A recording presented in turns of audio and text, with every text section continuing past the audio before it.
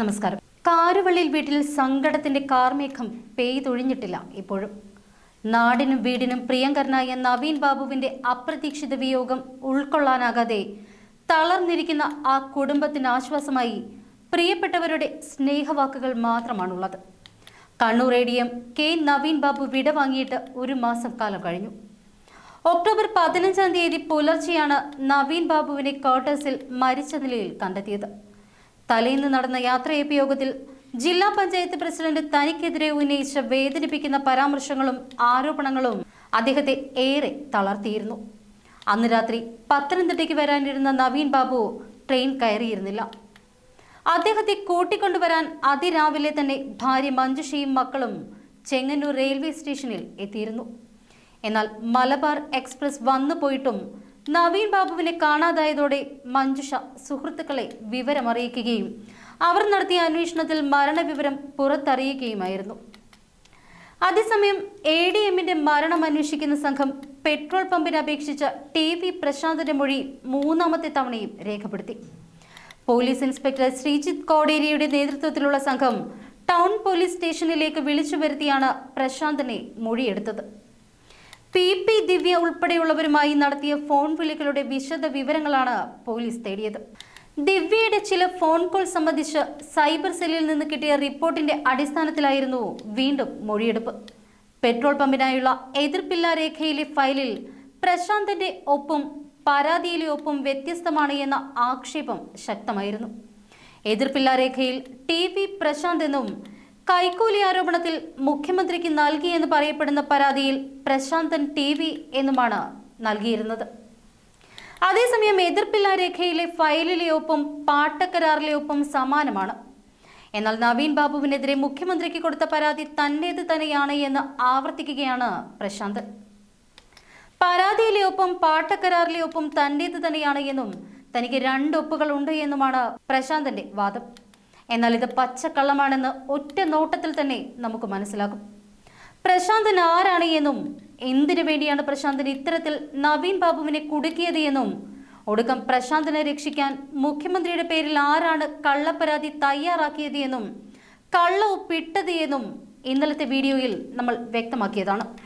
പ്രശാന്തൻ എന്ന അമ്മാവനെ രക്ഷിക്കാൻ വേണ്ടി മരുമക്കളായ ബിജു കണ്ടകയും റിയാസിന്റെ പേഴ്സണൽ സ്റ്റാഫ് അംഗമായ ബിജുവിന്റെ അനുജനും മാധ്യമപ്രവർത്തകനുമായ രതീഷ് കണ്ടകയുമാണ് ഈ വ്യാജകത്തിന് പിന്നിലെന്നത് പലർക്കും അറിയാവുന്ന കാര്യം തന്നെയാണ്. എന്നാൽ ഇരുവരുടെയും പാർട്ടിക്കുള്ളിലെ സ്വാധീനം മൂലം പല മുഖ്യധാരാ മാധ്യമങ്ങളും ഈ സത്യം അങ്ങ് മൂടിവെക്കുകയാണ്. കൂടാതെ നവീൻ ബാബുവിന്റെ മരണമറിഞ്ഞ ഷംസുദ്ദീൻ പോലീസിനെ അറിയിക്കുന്നതിനോടൊപ്പം തന്നെ ചില പ്രാദേശിക നേതാക്കളെയും അങ്ങോട്ടേക്ക് വിളിച്ചു വരുത്തിയിരുന്നു. ഇവർ സംഭവ സ്ഥലത്ത് അധികാരത്തോടെ കയറിയിരുന്നതായും റിപ്പോർട്ടുകളുണ്ട്. തെളിവ് നശിപ്പിക്കുന്നതിന് വേണ്ടിയാണ് ഇത്തരത്തിലൊരു നീക്കം ഇവർ നടത്തിയത് എന്ന് സ്വാഭാവികമായും നമുക്ക് സംശയിക്കാവുന്നതാണ്. നവീന്റെ കൊലയാളികൾ അഥവാ നവീനെ മരണത്തിലേക്ക് തള്ളിവിട്ടവർ ആ മുറിയിൽ ബാക്കി വെച്ച ദൈവത്തിന്റെ കയ്യൊപ്പ് പതിഞ്ഞ തെളിവുകൾ എന്തെങ്കിലും അവശേഷിക്കുന്നുണ്ട് എങ്കിൽ അത് ഇല്ലാതാക്കാൻ വേണ്ടിയായിരിക്കണം ഷംസുദ്ദീന്റെ നിർദ്ദേശപ്രകാരം ആ നേതാക്കൾ അങ്ങോട്ടേക്ക് ഓടിപ്പാഞ്ഞെത്തിയത്. ഇവിടെയെല്ലാം എടുത്തു പറയേണ്ടത് ഷംസുദ്ദീൻ എന്ന ഡ്രൈവറുടെ അതിബുദ്ധിയാണ്. നവീൻ ബാബുവിനെ മുനീശ്വരൻ കോവിലിനടുത്ത് ഇറക്കി എന്ന് പറയുന്നിടത്ത് മുതൽ ഇങ്ങോട്ട് കേസിന്റെ മുക്കിലും മൂലയിലുമെല്ലാം ഷംസുദ്ദീന്റെ പേര് വരുന്നുണ്ട്. നവീൻ ബാബു കൃത്യസമയത്ത് ചെങ്ങന്നൂർ എത്താതാവുമ്പോൾ നവീന്റെ ഭാര്യ മഞ്ജുഷ വിളിക്കുന്നതും നവീനെ തിരക്കി താമസ സ്ഥലത്ത് എത്തുന്നതും വാതിൽ തുറന്നു കിടന്നിട്ടും അകത്ത് കയറാൻ പഠിച്ച് കളക്ടറുടെ ഗൺമാനെയും അടുത്ത വീട്ടിലെ താമസക്കാരനായ എക്സിക്യൂട്ടീവ് എഞ്ചിനീയറെയും വിളിച്ച് അകത്ത് കയറി നോക്കിയതും നവീൻ ബാബുവിനെ ആത്മഹത്യ ചെയ്ത നിലയിൽ കണ്ടെത്തിയതും ഈ വിവരം പോലീസിൽ അറിയിച്ചതും അതിനിടയിൽ മറ്റു പല പ്രാദേശിക നേതാക്കളെയും വിളിച്ചു വരുത്തിയതും അങ്ങനെ ഈ കേസിന്റെ ആദ്യം മുതൽ അന്ത്യം വരെ ഷംസുദ്ദീന്റെ സംശയകരമായ സാന്നിധ്യം നമുക്ക് കണ്ടെത്താനാവും.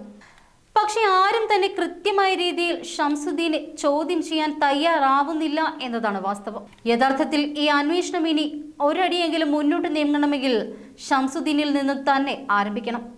പ്രതികളിലേക്ക് എത്താനുള്ള ഏറ്റവും നല്ല വഴി ഷംസുദ്ദീൻ ആയിരിക്കുമെന്നാണ് ഈ കേസ് പഠിക്കുമ്പോൾ മനസ്സിലാവുന്നത്. മാത്രമല്ല ഇവിടെ എടുത്തു പറയേണ്ട മറ്റൊരു കാര്യം കൂടിയുണ്ട്. അവസാനമായി റെയിൽവേ സ്റ്റേഷനിലേക്ക് ഷംസുദ്ദീനൊപ്പം തിരിച്ച നവീൻ ബാബുവിന്റെ കയ്യിൽ 2 ബാഗുകൾ ഉണ്ടായിരുന്നതായി ഷംസുദ്ദീന്റെ മൊഴിയിലുണ്ട്. എന്നാൽ പിന്നീട് ഇങ്ങോട്ട് ഈ കേസിന്റെ ഒരു ഘട്ടത്തിലും ഈ ബാഗുകളെ പറ്റി എവിടെയും പ്രതിപാദിച്ചിട്ടില്ല.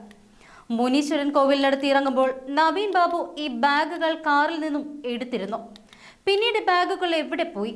നവീൻ ബാബുവിനെ മരണപ്പെട്ട നിലയിൽ കണ്ടെത്തിയ ആ റൂമിൽ ഈ ബാഗുകൾ ഉണ്ടായിരുന്നു. ഈ വിഷയം കൂടി ഗൗരവതരമായി ചർച്ച ചെയ്യേണ്ടിയിരിക്കുന്നു.